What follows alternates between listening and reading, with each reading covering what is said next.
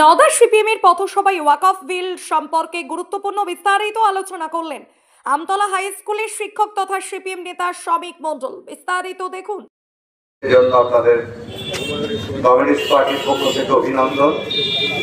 অনেকগুলো বিষয় নিয়ে আমাদের এই পথসভা। আমি মূলত যে কথা আপনাদের খুব সংক্ষেপে বলতে চাই যে দেখবেন যে গোটা মালদা এবং মুর্শিদাবাদ জুড়ে সংখ্যালঘু সম্প্রদায়ের মানুষ তারা বিভিন্ন জায়গায় জমায়েত হয়ে তারা ওয়াকফ আইনের একটা প্রতিবাদ করছে। আমি দূর থেকে যারা শুনছেন, হিন্দু ধর্ম সম্প্রদায়ের যারা মানুষ যারা শুনছেন, তারা এটাকে ভাবছেন যে একটা ভয়ঙ্কর ব্যাপার। সব মুসলমানরা এক হয়ে মাথায় টুপি লাগিয়ে এত মুসলমান একত্রিত হচ্ছে ওয়াকফ করে, এটা একটা বিরাট সাম্প্রদায়িক পরিবেশের পক্ষে ক্ষতিকর হচ্ছে। আমি খালি আপনাদেরকে বলতে চাই যে আপনাদের খুব সাধারণভাবে কতগুলো বিষয় বোঝা দরকার। যে আমরা খুব কম মানুষই জানি যে আসলে ওয়াকফ ব্যাপারটা কি। আপনি যদি ধর্মের দিকে দেখেন তাহলে ইসলামে যদিও ওয়াকফের কথা, কোরআনের কথা উল্লেখ নেই, কিন্তু ইসলামে অন্তত 20টা আয়াত আছে যেখানটায় বলা হয় যে তুমি যা উপার্জন করো সারা বছর ধরে, ইসলাম ধর্মাবলম্বী মানুষকে তাদের প্রফেট হযরত নবী বলেছিলেন যে তুমি যা ইনকাম করো, যে ইনকাম তোমার প্রয়োজন নেই, তার একটা বড় অংশ সমাজের পিছিয়ে পড়া মানুষের জন্য তোমাকে দান করতে হবে। এই দান করা প্রায় তোমার বাধ্যতামূলক। এই নির্দেশ প্রায় 20টা আয়াত জুড়ে আছে। পরবর্তীকালে আপনারা জানেন যে অটোমান সাম্রাজ্য যখন প্রতিষ্ঠিত হয়েছিল, বিরাট বড় একটা সাম্রাজ্য মধ্যপ্রাচ্যে, তারা এই ওয়াকফের ধারণাকে প্রবর্তন করে। কেন প্রবর্তন করে? না করে এটাই যে একটা দেশের, তখন এই যে রাজারা দেশ চালাতো, একটা দেশের পক্ষে, শুধু রাজার পক্ষে এটা সম্ভব ছিল না যে গোটা দেশের মানুষের জন্য হচ্ছে লেখাপড়ার ব্যবস্থা করা। সেই কারণে এই যে যারা দান করতে চান, যাদের অর্থশালী মানুষ, বিত্তশালী মানুষ, তাদেরকে আহ্বান রাখা হয়েছিল যে তোমরা তোমাদের সম্পত্তি সাধারণ মানুষের শিক্ষার জন্য, যে মহিলা তিনি হচ্ছে স্বামী দ্বারা ডিভোর্স হয়েছেন, যে মহিলার স্বামী মারা গেছে, যে শিশুর দেখভাল করার জন্য কেউ নেই, রাষ্ট্র সব কাজটা করতে পারছে না, তুমি তোমার সম্পত্তির একটা অংশ থেকে তাদের লেখাপড়া, তাদের খাওয়া পড়ার জন্য তুমি একটা দান করতে পারো। সেই সম্পত্তিকে বলা হতো ওয়াকফ সম্পত্তি। এই সম্পত্তির কথা আপনি যদি ইতিহাস ঘেঁটে দেখেন যে আমাদের গোটা প্রাচ্য জুড়ে শিক্ষার আলো জাগিয়ে রেখেছিল যে জায়গাটা, তার নাম ছিল বাগদাদ। সেই বাগদাদের মাদ্রাসাগুলো পরিচালিত হতো, সেগুলো প্রায় বিশ্ববিদ্যালয়, সেগুলো পরিচালিত হতো এই ওয়াকফের সম্পত্তি থেকে। আপনি যদি কখনো ইবন বতুতা পড়েন তাহলে দেখবেন যে দামাস্কাসের বর্ণনা যখন তিনি করছেন, তিনি তখন বলছেন যে ওখানটায় ওয়াকফ সম্পত্তি থেকে এই আমরা যারা পথচারী তাদের খাওয়ার ব্যবস্থা, থাকার ব্যবস্থা, এতিমখানা, সরাইখানা, চিকিৎসার ব্যবস্থা, এই সমস্ত কিছু তখন অর্গানাইজ হচ্ছে লোকের দান করা এই সম্পত্তি থেকে। ভারতবর্ষে আমার আগে হালিম বলছিল যে ভারতবর্ষের যে ইতিহাস, সেই ইতিহাসে ওয়াকফের একটা অনেক প্রাচীন সুলতান যুগ থেকে একটা ওয়াকফের ইতিহাস আছে। যারা বিত্তশালী মুসলমান তারা তাদের ব্যক্তিগত সম্পত্তি এই গরিব মানুষের জন্য, সাধারণ মানুষের জন্য, মাদ্রাসা পরিচালনার জন্য, গরিব মানুষের লেখাপড়ার জন্য, তাদের ধর্ম পালনের একটু সুবিধার জন্য, গোরস্থানের জন্য তারা দান করতেন। এখন আপনাকে এই কথাটা খুব পরিষ্কার করে বলি যে এই যে দান আমরা করতাম, দান যে হতো, আচ্ছা ইসলাম ধর্ম ছাড়া একটু ভাববেন তো, যারা হিন্দু সম্প্রদায়ের মানুষ যারা আছেন শুনছেন, এই দান করার মধ্যে কোনো অন্যায় আছে? আচ্ছা হিন্দুদের কি এরকম দানের প্রচলন নেই? দেবত্ব সম্পত্তির কথা আপনারা জানেন যে আমি কখনো দেখবেন অতীতকালে যখন এই যে পাশে একটা দুর্গা পুজো হয়, এই দুর্গা ঠাকুরকে আগে লোকে মানত করত। ওই ওখানটায় রামনবমী আছে, ওই যে দিঘির ধার আছে, দেখবে লোকে এগুলোকে মানত করতো গরিব মানুষ। যে তাদের মনস্কামনা পূর্ণ হলে এই জায়গার এই ধর্মাচরণ ইত্যাদি ইত্যাদি যদি থাকে, তাহলে তার জন্য আমি কিছু সম্পত্তি দান করব। সেই দান কার নামে হতো? সে নাম কখনো দুর্গার নামে দান হতো, তাহলে দুর্গার নামে দেবত্ব, শিবের নামে দেবত্ব, এবং সেই দেবত্বর সম্পত্তি কিন্তু গোটা ভারতবর্ষ জুড়ে অসংখ্য এরকম দেবত্ব সম্পত্তি আছে। আপনি যে বিশাল তিরুপতি মন্দিরে হিন্দুরা যায়, তাতে প্রায় হচ্ছে ৭,০০০ একর শুধু তিরুপতি মন্দিরের দেবত্ব সম্পত্তি। তার ভক্তরা, হিন্দু সম্প্রদায়ের যারা ওই ধর্মকে মানেন, ওই এলাকার মানুষেরা, তারা এই সম্পত্তিকে ওই মন্দির পরিচালনার জন্য দান করেছে। তাহলে কারণ দেবত্বর সম্পত্তি থাকা এবং দেবত্বর সম্পত্তির টাকায় একটা হিন্দু ধর্ম প্রতিষ্ঠান পরিচালনা হওয়ার মধ্যে অন্যায় তো কিছু নেই। তাহলে এই ওয়াকফ সম্পত্তি যা হাজার হাজার বছর ধরে ভারতবর্ষের মানুষ মুসলমান সম্প্রদায়ের ছেলেদের লেখাপড়ার জন্য, মাদ্রাসা পরিচালনার জন্য, এতিমখানা পরিচালনার জন্য, মৃত্যুর পরে মুসলমানদের কবরের জন্য একটা জায়গা লাগে। আপনি ভাবুন তো, সেই জায়গা না হলে তার হচ্ছে মাটিতে তার শেষ কাজটা হবে না। তাহলে এগুলো দরকার। সম্ভব যে আমি আমার জন্য একটা গোরস্থান কিনে সেখানটায় আমি আমার বাবা কাকা সবারই এখানে ব্যবস্থা করব? তখন এই সমাজ এগিয়ে এসে একটা এরকম গোরস্থানের ব্যবস্থা হয়। যখন এই গোরস্থানের ব্যবস্থা হয়, হচ্ছে না, গরিব মানুষ, এলাকার বড় লোক জমিদার হিন্দু তার কাছে গিয়ে বলতো যে বাবু, আপনার তো প্রচুর জমি, আমরা একটা গোরস্থান করতে পারছি না আপনার প্রজা। এই হিন্দু জমিদাররাও বলেছে যে তুমি আমার ওই জায়গাটাকে তাহলে ব্যবহার করো। ভারতবর্ষের অসংখ্য হিন্দু রাজা, অসংখ্য হিন্দু জমিদার মুসলমানদের ব্যবহার করার জন্য যে সম্পত্তি দান করেছে, সেই সম্পত্তি হচ্ছে ওয়াকফ সম্পত্তি। তাহলে সুতরাং ওয়াকফ সম্পত্তি নিয়ে যখন আন্দোলন হচ্ছে, আপনি হিন্দু সম্প্রদায়ের মানুষ বলছেন এই মুসলমানরা সব একজোট হচ্ছে, একজোট হচ্ছে, এই হুমায়ুন কবির তাদের নেতা সেজে যাচ্ছে। আমি ভাবছি এটা মুসলমানদের আন্দোলন, আসলে ব্যাপারটা তা নয়।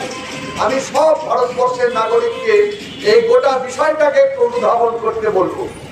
আপনারা জানেন যে আমাদের হানিফ সাহেব বিস্তারিত ইতিহাস বলছিলেন। স্বাধীনতার পরে প্রথম ওয়াকফ আইন 1954 সালে হয়। সেই ওয়াকফ আইনের কিছু ঘাটতি ছিল। সব সময় একটা বিরাট আকারের সম্পত্তি থাকলে তা নিয়ে কিছু সমস্যা থাকেই। কিছু স্বার্থান্বেষী মানুষ সেই সম্পত্তিকে নিজের মতো ব্যবহার করার চেষ্টা করে। এই দেবত্ব সম্পত্তিতেও হয়, ওয়াকফ সম্পত্তিতেও হয়। দুর্গার নামে দান করা দেবত্ব সম্পত্তি সে গোপন করে নিজের মতো করে বিক্রি করছে। দুর্গার নামে দান করা দেবত্ব সম্পত্তি এখন আবার হাইকোর্টে একটু পথ করে সেই সম্পত্তি নিজের সম্পত্তি বলে বিক্রি করে দিচ্ছে। আর এখন তো প্রমোটারির যুগ, কোনো অসুবিধাই নাই। একবার বিক্রি করবেন বলে খাড়া হলেই হচ্ছে প্রমোটাররা আছে, সে সম্পত্তি কিনে নেওয়ার লোক আছে, সব দামি দামি সম্পত্তি। তাহলে ওয়াকফ সম্পত্তির ক্ষেত্রে এমন হতে পারে। এমন হয়েছিল বলে আলাউদ্দিন খিলজির আমলে তিনি এই ওয়াকফের সম্পত্তি নিয়ে দুর্নীতি করার জন্য তিনি শাস্তি দিয়েছিলেন হচ্ছে 3 জনকে। আকবরের আমলে এই ওয়াকফের যে ট্রাইব্যুনাল আকবরের আমলে ছিল, আকবর কাজীদেরকে শাস্তি দিয়েছিলেন যে ওয়াকফের সম্পত্তি নিয়ে তুমি ঘুষ খেয়েছো, এই বিচারটা তুমি সঠিক করনি। তাহলে এই ওয়াকফ সম্পত্তি যদি কিছু সমস্যা হয়, তার সদর্থক পথে সংশোধন হতে পারে। 1954 সালের যে আইন ছিল তার কিছু হচ্ছে পরিবর্তন পরিমার্জন করে 95 সালের আইন হয়েছে। তার কিছু সংশোধন ছিল। 2013 সালে কিছু আইনে পরিবর্তন পরিমার্জন হয়েছে। কিন্তু আপনি পরিবর্তন পরিমার্জনের মধ্যে আপনার উদ্দেশ্য যদি এটা থাকে যে আমি ওয়াকফ নিয়ে একটু নাড়াচাড়া করব, মুসলমানদের ভীমরুলে একটু হচ্ছে খোঁচা দেব, মুসলমানরা খেপে গিয়ে টুপি পরে রাস্তায় যখন বেরিয়ে পড়বে, আর আমাদের হিন্দুদের ভোটগুলো তখন যাও বা একটু নড়াচড়া করছিল, একটা হিন্দু ভোটও পদ্ম ফুলের বাইরে যাবে না।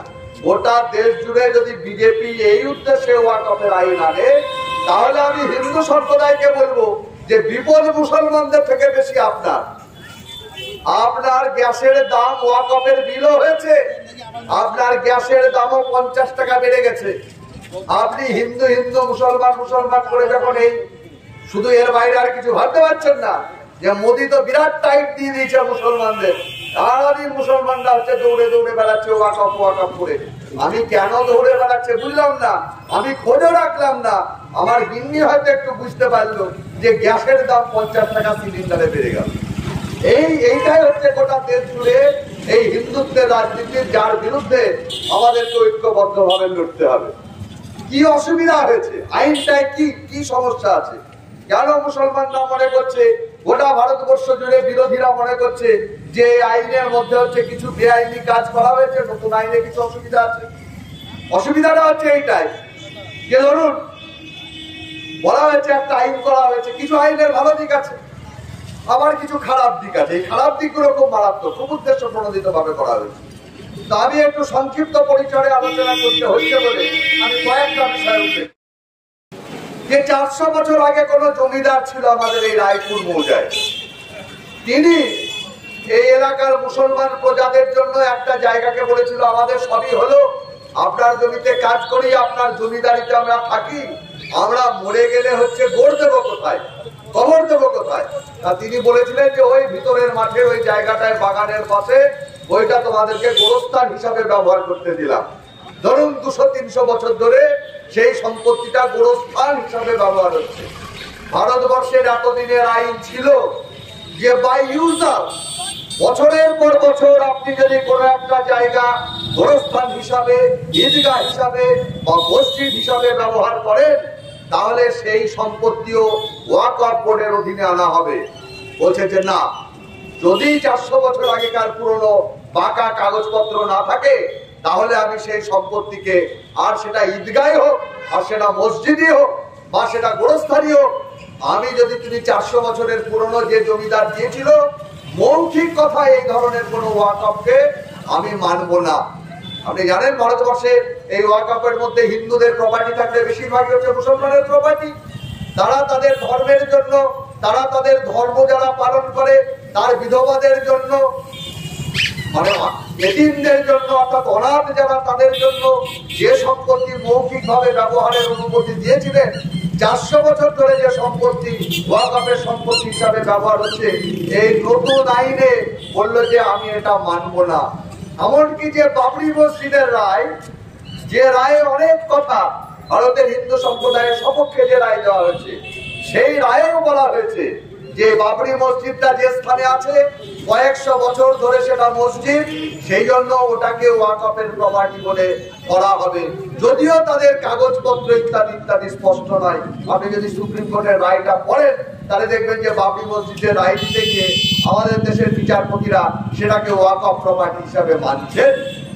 তাহলে মৌখিক যে ওয়াকফ, তাহলে সেই ওয়াকফটা যদি তুলে দেয়, তাহলে জানতে হবে যে সরকারের একটা দুরভিসন্ধি আছে, সরকার চাইছে। আপনাকে এমন একটা ভাব করা হচ্ছে যে ওয়াকফ বোর্ড চাইলে নাকি হিন্দুদের যে কোনো সম্পত্তি ওয়াকফ বোর্ড হিসাবে ঘোষণা করে দিতে পারে। আদৌ তা নয়। ওয়াকফ কি? আমি একজন মুসলিম ধর্মাবলম্বী মানুষ, আমি মনে করলাম আমার সম্পত্তির একটা অংশ আমার ধর্মে এটা আছে, আমি যদি আমার এই ধর্মের গরিব, অনাথ, এই ধর্মের অসহায় মানুষদের জন্য আমি যদি সেটাকে আমার ছেলে মেয়েদের মধ্যে না দিয়ে আমি যদি সেই সম্পত্তির একটা অংশ আমি যদি আমার সম্প্রদায়ের ভালোর জন্য দান করি। এই বালিতে দেখবেন আছে 76 বিঘা ওয়াকফের জমি আছে, 76 বিঘা। দেখবেন ওই বড় বড় মসজিদটা চলে, ওই এখানটায় দেখবেন, আমাদের অনেকে জানি না আমরা এসব, সেই ওখানটায় যেটা বালির যেটা বড় মসজিদ, যেটা মাদ্রাসা মোড় বলে, ওখানটা একটা মাদ্রাসা আছে, সেখানটা অসংখ্য আশেপাশের গ্রামের ছেলেরা, নদিয়ার ছেলেরা, তারা গিয়ে সেখানটায় হচ্ছে বিনা পয়সায় থাকে, খায়, পড়াশোনা করে। তাহলে এর টাকা আসে ওই 76 বিঘা সম্পত্তি থেকে। সেটা প্রতি বছর সেই সম্পত্তি হচ্ছে গ্রামের মানুষেরা হচ্ছে ওই কন্ট্রাক্টে নেয়, এবং সেই যে টাকা কালেকশন হয় সেই টাকা থেকে এই মাদ্রাসা পরিচালিত হয়। তাহলে আপনি কি ওয়াকফ বোর্ড চাইলে এটা করতে পারে না যে যাত্রা সংস্থার সম্পত্তি ওয়াকফ বোর্ড? প্রায় এরকম একটা ধারণা তৈরি করা হচ্ছে। এই ছাড়া এটা বলা হচ্ছে কি, আপনি কি ইনকাম ট্যাক্স, জিএসটি, কোম্পানির রেজিস্ট্রেশন, ট্রেডমার্ক করতে চাইছেন কিন্তু কোথায় যাবেন বুঝতে পারছেন না? আজই চলে আসুন আমতলায় সেরা ট্যাক্স পরামর্শদাতা ট্যাক্স মিত্রতে, আর পেয়ে যান সমস্ত সমস্যার সমাধান একই ছাদের তলায়। আমাদের পরিষেবা income tax return, GST registration, return, contractor licence, company registration, বিস্তারিত জানতে যোগাযোগ করুন 9733882066 এই নম্বরে। আমাদের ঠিকানা আমতলা, কল্যাণপুর রোড, নওদা, মুর্শিদাবাদ, পশ্চিমবঙ্গ 742121। এলাকার মানুষের সুবিধার্থে নওদার ডুবতলায় এই প্রথম চালু হলো শপিং মল এম বিগ বাজার। এখানে একই ছাদের তলায় পাবেন ছেলে মেয়ে সকলের জন্য নিত্য নতুন ডিজাইনের বিভিন্ন ধরনের পোশাক, জুতো, stationery goods, imitation perfume, bag, belt, চশমা এবং প্লাস্টিক ফুল। প্রোপাইটার ডাক্তার মনিরুল ইসলাম ও মিন্টু মণ্ডল। Mobile number 6296485816। ডুবতলা বাজার, নওদা, মুর্শিদাবাদ।